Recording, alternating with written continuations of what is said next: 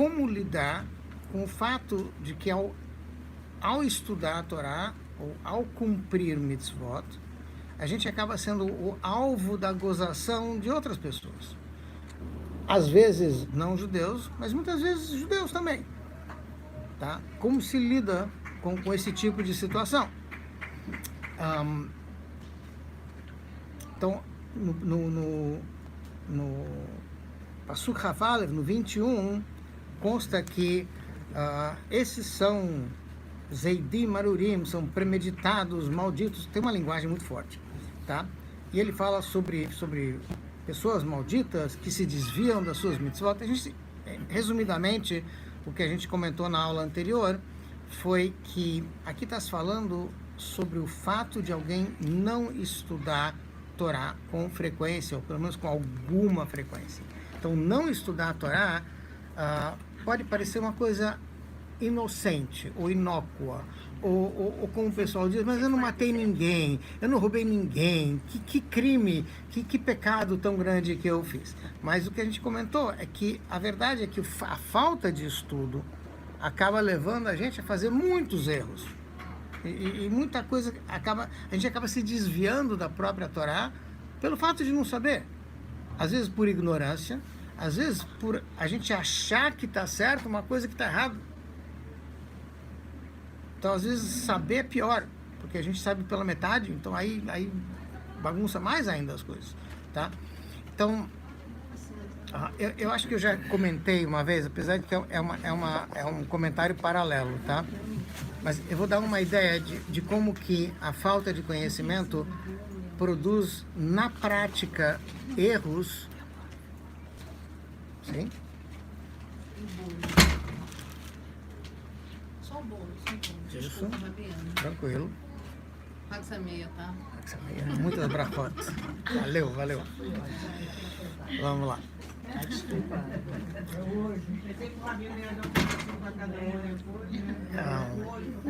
Já não é comigo, não fui eu que trouxe o bolo, então. E aí, se eu trouxesse o bolo, iam dizer que a Rabino só dá bolo. Mas tudo bem. Aí é outra história. Tudo bem.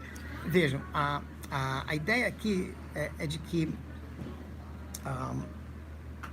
às vezes o que a gente conhece por não conhecer bem leva a gente a fazer certas coisas que são muito incorretas e com a melhor das intenções, tá? Eu vou dar um exemplo prático para não ficar só na ideia.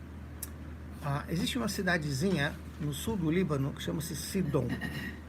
Eu acho que o pessoal aqui conhece, que tem a sinagoga, tem Sidom, tudo bem. A cidade de Sidom, Seda, como o pessoal fala lá no Líbano, tá? Seda. Então, essa cidade fica no sul do Líbano. Em algum momento da história do povo de Israel, na época do rei Salomão, em outras épocas, chegou a fazer parte de Israel. Tá? Em alguns aspectos, é possível que se considere Sidom como parte de Israel, em algumas coisas. Tá? Então, o pessoal que veio do Líbano para o Brasil, estou falando quantos anos atrás? 50, 60 anos atrás, mais até. Quando chegaram aqui, eles vieram com um costume de que lá em Sidom, eles faziam Pesach um dia. Na medida em que lá fazia parte de Israel, aí então é um dia. Porque se você está em Israel, é um dia mesmo. O Seder só tem um Seder. Sei? E eles vieram aqui para o Brasil. Então, na cabeça deles, a gente fazia um Seder, continua fazendo um Seder. Tá? Só faltou conhecimento. Por quê? Porque quando você mora em Sidom ou mora em Israel, sei lá, aí é um dia de Seder. Mas se você mora fora de Israel, é 2 dias. Só que essa informação eles não tinham. E aí, nosso costume é um dia só. Não existe isso. Não é o nosso costume. Nosso costume em Sidom é um dia. Saiu de lá, na verdade não. Até Israel é 2 dias. Rosh Hashanah até Israel é 2 dias. É. Só as outras festas, sim. Rosh Hashanah é 2 dias em Israel também. Eu quero dizer... Tem quem faça até o terceiro, né? Não, isso já é outra coisa. Tá? Esse é em janeiro já. Aí enfim, mas eu quero dizer o seguinte, as pessoas vieram de lá cumprindo o mitzvot. Óbvio. Mas elas não sabiam. Elas não estudaram, elas não se tocaram que o fato de fazer um ceder é porque eles estavam num lugar que era considerado como se fosse Israel. Enquanto eles estão neste lugar, é um dia, tá? Então, uma pessoa que não mora mais lá, mora aqui, tem que fazer 2 dias. Isso é simples. Não, nosso costume é um dia. Então, esse é um erro induzido pelo conhecimento pela metade. Ele conhece, mas não conhece o porquê, não conhece o como. Então, falta alguma coisa. Aí, imagina, são gerações que vão dizer que é só um dia. E tá errado? Mas tá errado não por maldade, não porque não querem cumprir, porque na cabeça é assim, tá? Por que eu tô falando isso? Eu sentei com um senhor, há muitos anos atrás, um senhor que conhece os costumes de Sidom, e uma conversa particular, enfim, e aí depois eu aproveitei a ocasião, já que ele veio lá para casa conversar comigo, eu tô falando, por que o senhor não escreve um livro sobre os costumes de Sidom? Tá? Não quero. É Sidom e Gomorra? Esse era? Não, esse é Sodoma e Gomorra. Sodoma, é. Não confundir com Sedona, que fica nos Estados Unidos também, é outro lugar. Tá? Isso. No deserto. Isso. Tá.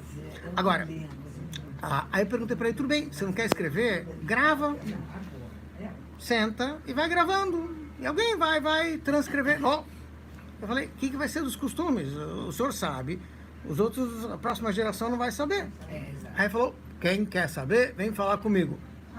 Ele falou que tem que ser 2 também. Não, ele não sabe. Não sabe do mesmo jeito. Se você perguntar por quê, é assim, esse é o nosso costume. Moadim, como é que o pessoal fala? Esse é o costume e acabou. Tá. Então, o que acontece? Isso é falta de conhecimento. Mas o falta de conhecimento desvia a gente das mitzvot. Perder um ceder. São gerações que estão perdendo um ceder inteiro. Entende o que eu estou falando? E não é por mal. Achando que está fazendo certo. Tá? Então esse é um exemplo prático. Estou dando só um exemplo prático. Por quê? Porque a gente pode imaginar que é um desvio. São coisas assim. Porque o fato de não estudar o porquê, não estudar a origem de cada coisa, cada mitzvah tem um motivo, ou cada costume tem um motivo, esse acho que é nazista, são pequenos detalhes que se a gente ignorar em algum momento ou deixar de saber, depois pode ter consequências que a gente nem imagina. Tá? Então é isso que ele está falando aqui. Ele usa um termo forte, porque a falta de estudo leva a pessoa a shogeg, é alguém que sem querer se desvia das mitzvot. Ele não está querendo fazer errado. Ao contrário, ele quer fazer certo. Mas ele não sabe, então ele faz errado. Entende? Não é uma crítica. É uma avaliação da situação real. É assim que acontece. Tá, então precisa tomar cuidado com esse detalhe. É isso que ele está mencionando aqui. No 22, no Rav Beit, a gente mencionou que essa é a continuação da ideia. Então, como a falta de estudo pode produzir esse tipo de coisa, então ele fala que, por favor, tire de mim essa vergonha. Então aqui ele fala, Gal me alai, herpa vabuz, a vergonha e o desdém. Então, a gente comentou que vergonha e desdém é diferente. Pelo desconhecimento, né? Isso é um lado, tá? Você tem vários comentários aqui que ele traz, ele vai estendendo a ideia seguinte. No Pasuk anterior, a gente falou que quem não estuda de propósito é quase que culpado de errar sem querer. Certo? É mais ou menos essa a ideia. Tá? Quem não estuda de propósito erra sem querer. É mais ou menos a ideia que está no Pasuk anterior. Tá? Tem uma outra forma de explicar aquele Pasuk, que ele fala de malditos que são zeidim, são deliberados, tá? Que se refere aos goyim que proibiram a gente de estudar a Torá. Então é curioso, a gente encontra ao longo da história judaica que vários povos, quando conquistaram Israel, conquistaram o povo judeu, o que eles fizeram? Eles proibiram a gente de estudar a Torá. Mas aí tem muitos episódios disso, né?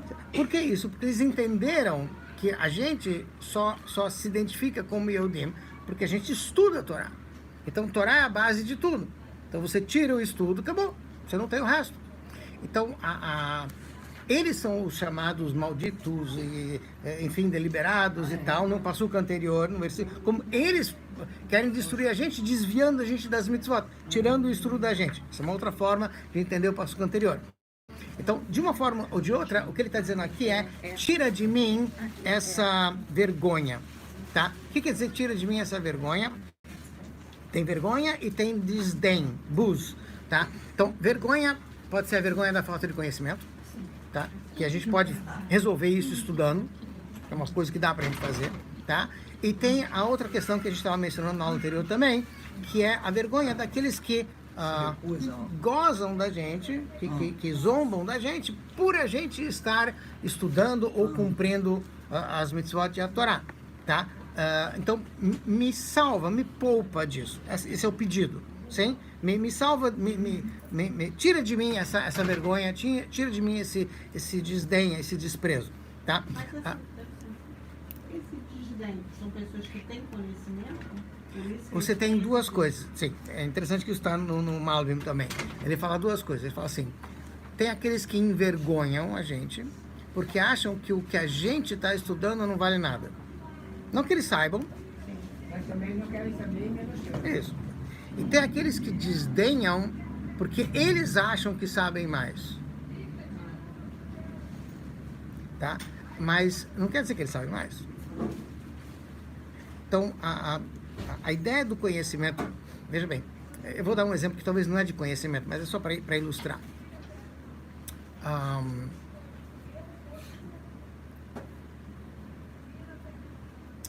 Uma pessoa que come kasher, ela tem uma série de restrições.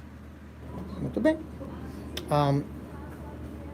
E pode acontecer, e já aconteceu em algumas situações, que alguém que come kasher se refere a alguém que não come kasher, como que diz: você nem é judeu, você come essas coisas, que não é correto.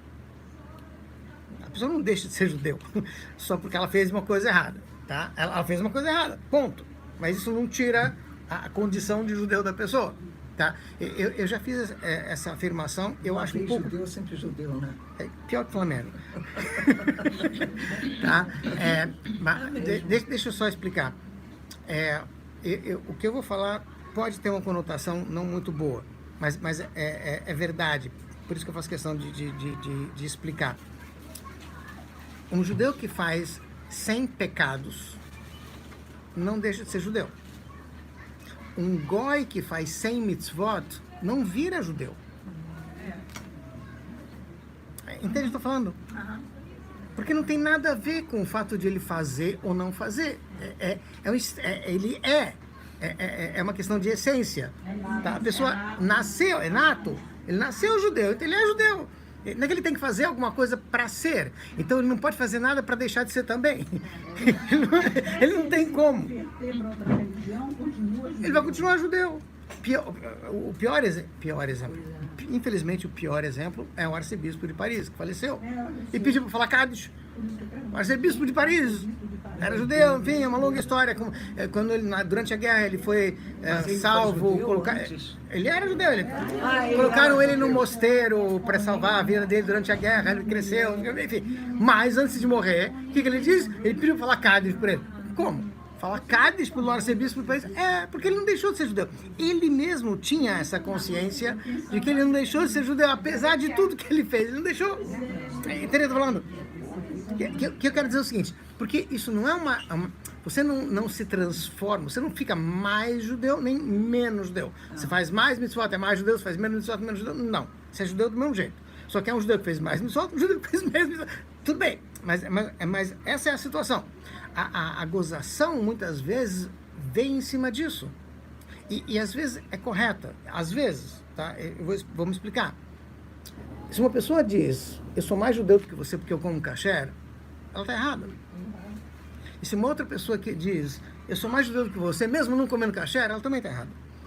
Porque não tem como ser mais ou como ser menos. Ou você é ou não é. Não é uma questão de mais ou menos, não é quantitativo. Quando a pessoa se converte para casar, casamento, a mulher tem que fazer tudo que normal, cachê. Se não seguir, não é considerada. Não tem nada a ver com casamento. Se a pessoa se converte para casar, ela não deve se converter. Não, né? Não, porque tá errado. Ela tem que se converter porque ela quer Deus, não porque ela quer o marido ou quer a esposa. Entende o que eu tô falando? Tá, já começou torto. Por quê? Porque a ideia de...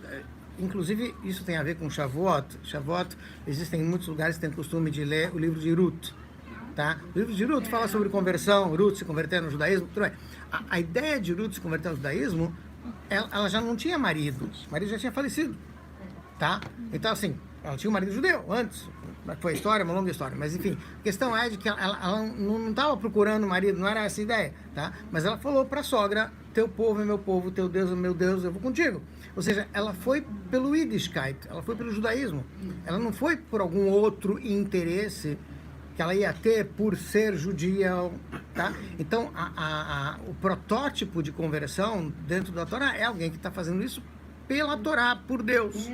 Exatamente. E não porque vai casar, porque vai isso, que vai aquilo. Entende? Eu acho que eu já comentei aqui uma vez, tinha um rapaz, quando estava na Tijuca, tinha um rapaz que começou a frequentar o Kabbalat Shabbat, lá, sexta-noite. Nitidamente, para mim, era muito óbvio que ele não era judeu, perfil dele, enfim. Ele veio uma vez, veio duas vezes, na terceira vez eu sentei com ele depois da reza, me fala, como é teu nome? O que você está vindo aqui? Meu nome é fulano de tal, não era judeu. Eu gosto muito do judaísmo, eu acho muito interessante. Legal. E você pretende se converter? Claro. Você tem certeza que você sabe o que é judaísmo? É muito bom.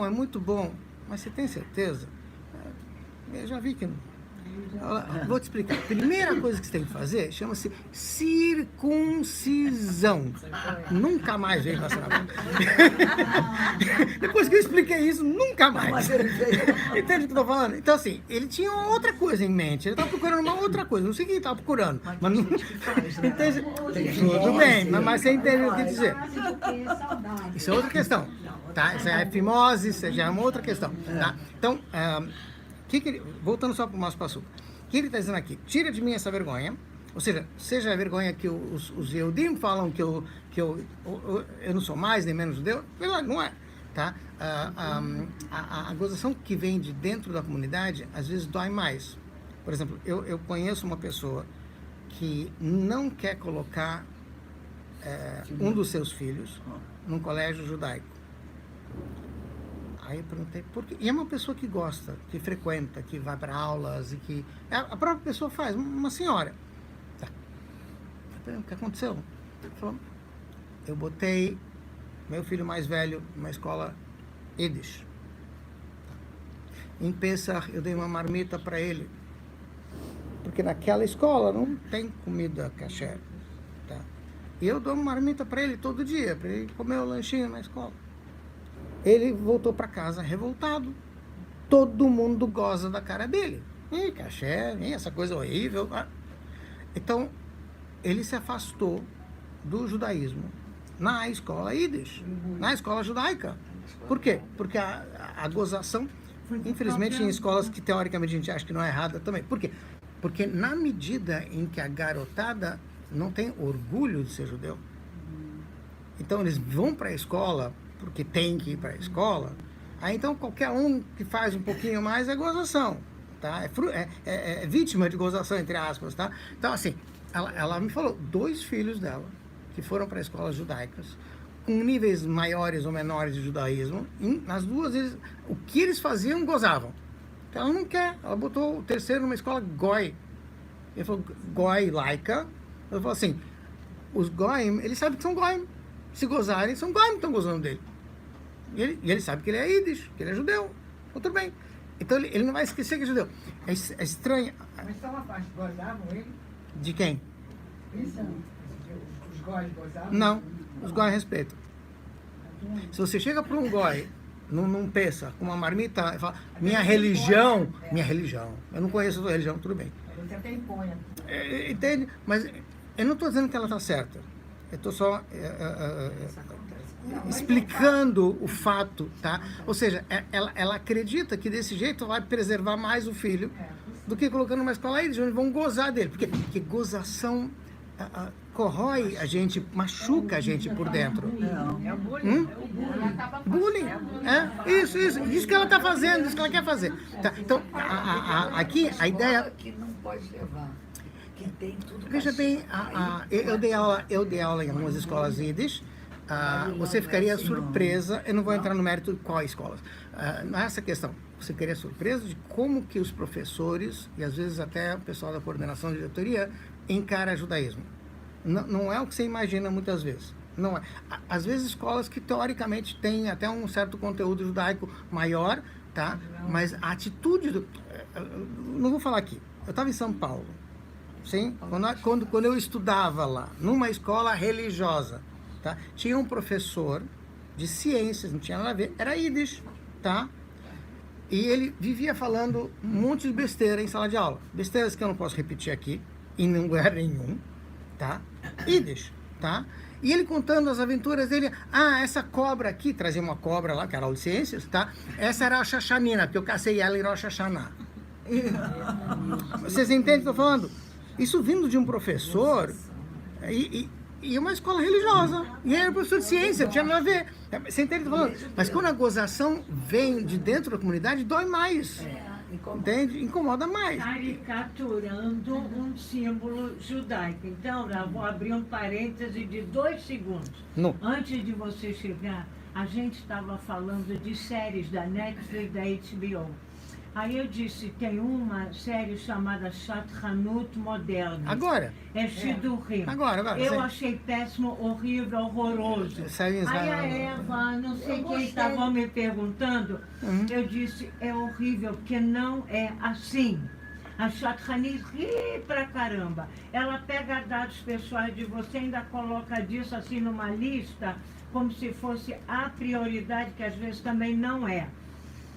E isso, eu disse, é tão horrível que caricatura um valor nosso. Sim, foi criticado em Israel, já saiu no noticiário de Israel. Horrível, mas eu disse, como é um reality show e cada um quer levar a sua parte, então entra na jogada. Sim, verdade. Horrível. Agora, a curiosidade mata, tem que ver, né? Deixa eu só explicar. É uma mulher nos Estados Unidos, ela não está em Israel, ela está lá querendo juntar as pessoas. Sim. Eu não vi o filme. Ela mora em Falsá, Baranana, sei lá. Bom, não importa. Veja bem, só para vocês entenderem. Tinham 2 velhinhas num banco de uma praça. E uma se vira para a outra e pergunta, você tem Netflix? Aí a outra abre a bolsa e fala, servidor flex? Então... Tudo bem. Eu gosto. Mas essa questão dessa atitude, ela não é mais primária, porque não é só você contestar alguma coisa, é você não ter respeito, é uma coisa de caráter, entendeu? Pode ser.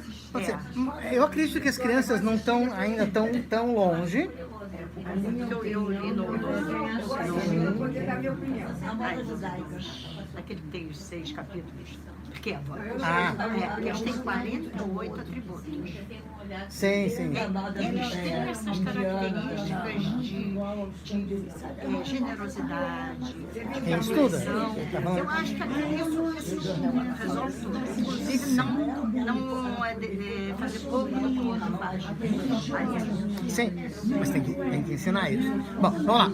Podemos voltar? Sim. Depois do Netflix, depois do Dorflex e tudo mais. Tá. A questão aqui é a seguinte. Só terminando. Por que ele pede... Eu estou no Pasuk Haveit, só para terminar ele. Por que ele pede, tira de mim essa vergonha, essa acusação, esse desprezo? Que edoterra natsarti. Porque eu cuido dos seus testemunhos. Tá? A gente vai ver mais para frente que testemunhos tem várias... é usado como sinônimo de Torá. Tá? A gente comentou, eu acredito que já algumas vezes, que você pode dividir as mitzvot em 3 categorias, e essa seria uma das categorias. Então, isso, Hukim, Mishpatim e Edut. Tá? O que significa isso? Então, tem mitzvot que estão acima da lógica, tem mitzvot que são edut, testemunhos, são mitzvot históricas, vamos chamar assim, lembram algum evento, alguma coisa, então ela testemunha alguma coisa que aconteceu, ou seja, não é que eu entendo a mitzvah, mas como houve um evento histórico, isso me lembra desse evento ou dessa situação, então tem uma certa lógica. Exemplo, comer matzah em Pesach. Sim? Se eu entendo que matzah está relacionada com um evento histórico, faz sentido eu comer matzah em Pesach. Mas se você me dissesse, come matzah, eu vou falar, por quê? Não gosto. Eu prefiro comer pão. Tá? A mitzvah não teria uma lógica. Tem certas mitzvot que realmente não tem uma lógica aparente. E tem, por fim, mitzvot que tem lógica. Não pode roubar, não pode matar, isso qualquer um entende, não precisaria nem Deus ter que vir falar isso pra gente, mas enfim. Então, então acima da lógica é hukim.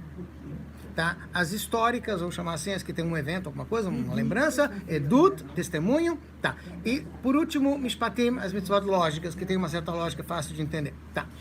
Aqui eu vou embarcar numa outra viagem um pouquinho diferente, mas que também vai ser usada com alguma frequência, é usada nesse capítulo. Edut, muitas vezes se refere à Torá como um testemunho sobre Hashem. A Torá testemunha a existência de Hashem, de alguém que te deu ordens, que te diz, que te salvou de Mitzrayim e assim por diante. Só um minutinho, tá com frio? Quer que eu desligue o ar um minutinho? Depois eu ligo de novo? Tá. Se ficar quente, me lembram, por favor. Aí a gente liga de novo. Tá. Então, o que acontece? É o testemunho da apresentação. Isso. Então, a Torá, como ela sendo uma espécie de testemunha de Hashem, ela foi entregue pra gente por Hashem, tá? Então, ela testemunha que existe um Criador e que existe aquele que te deu leis e que te deu ordens, regras de conduta. Tá bom. Ela foi outorgada, né? Isso, tá? Então isso tem a ver com Shavuot, que agora está chegando, tá? Amanhã à noite. Na prática, edut também significa testemunho no sentido de as histórias da Torá. Que elas testemunham um evento que aconteceu. Então você tem uma parte da Torá que são as leis da Torá e você tem relatos da Torá. Veja bem, a gente aprende lições dos dois. Nas leis você tem o que pode e o que não pode, e nos relatos, muitas vezes, numa história da Torá, você tem muitas lições de vida, também sobre o que deve fazer e o que não deve fazer. Tá? Então, muitas vezes, nesse capítulo especificamente, está se usando a palavra edut também no sentido de os relatos da Torá.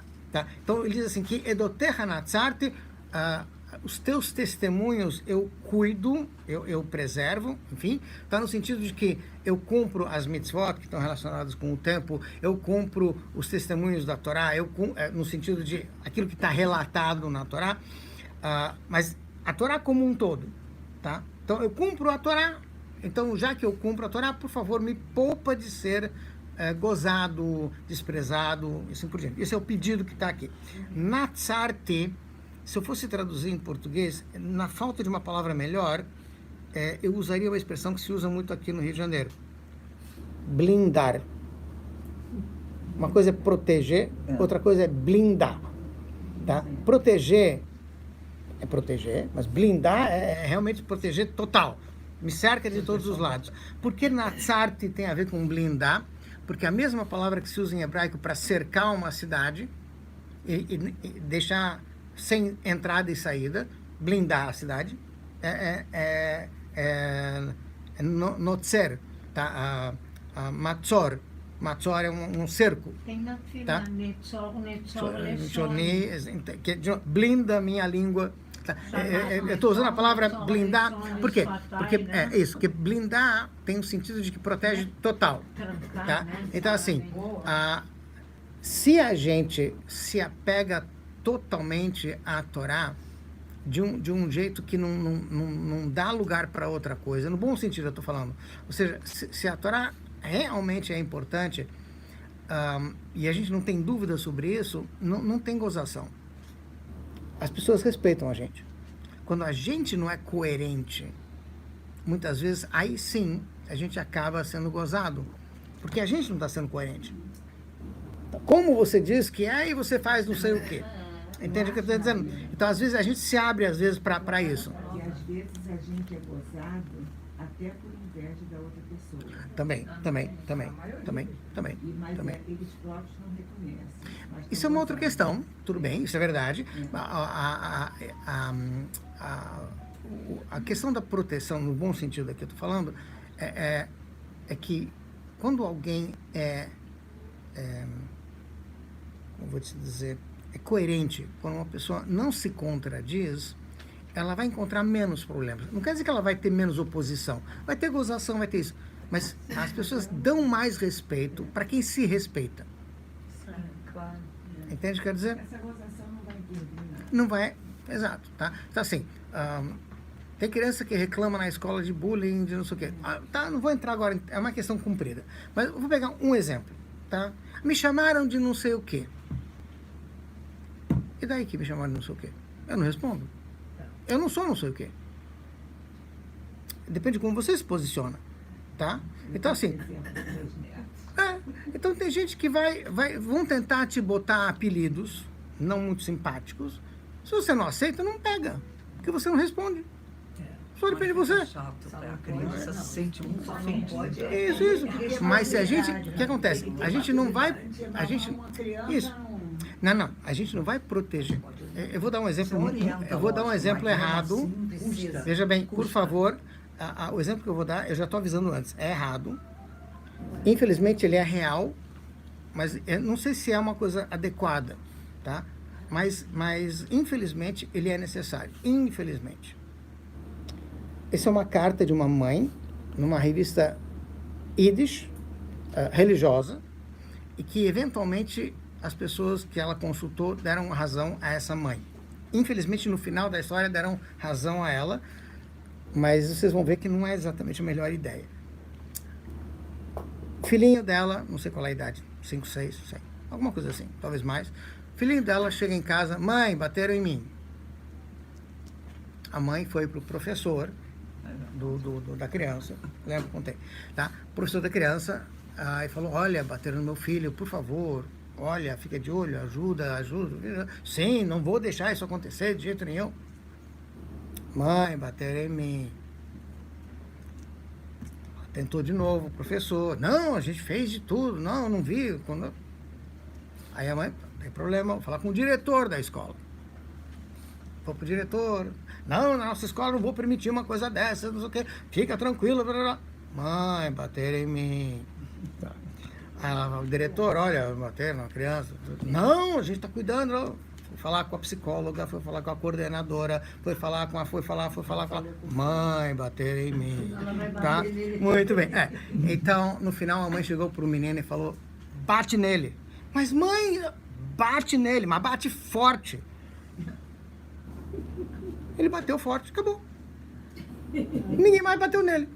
É horrível, mas é real. Às vezes tem que fazer isso. Por quê?